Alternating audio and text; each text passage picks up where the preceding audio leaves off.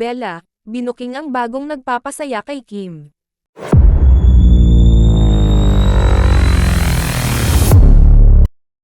Nagkaiyakan sa It's Showtime kahapon sa birthday tribute para kay Kim Cho ng programa.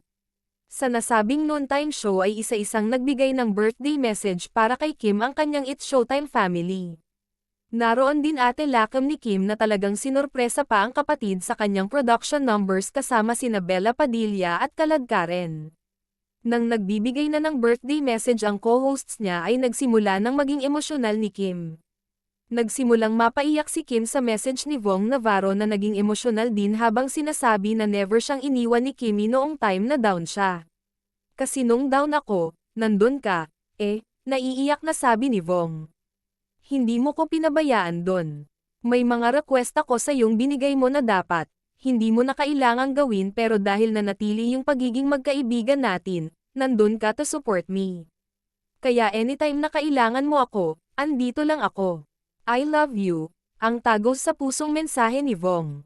Na-touch din si Chanita Princess sa sinabi ni Ann Curtis na bukod daw kay Ate Lakam ni Kim ay naririto rin siya para maging ate nito. Wagas din ang pagluha ni Kim sa birthday message ni Vice ganda for her. Mahal na mahal kita, ani Vice. Hanggat kaya ko, ipaparamdam ko sa'yo yun.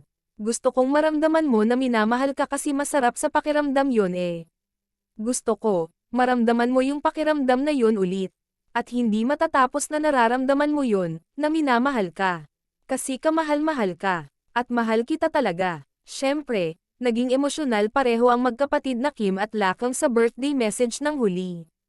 As we all know, lahat naman tayo, alam natin how big ang puso ni Kimi. Eto lang masasabi ko, mahal kita. I know words are kulang to say thank you but we'll always be here for you, sabi ni Cam. Pero nakakatuwa naman ang sinabi ni Bella na very happy right now si Kim. Sobrang saya ni Kim Cho right now, ani Bella. Kung bakit masaya si Kim ngayon, yan ang malaking tanong. May tao bang nagpapasaya sa aktres ngayon?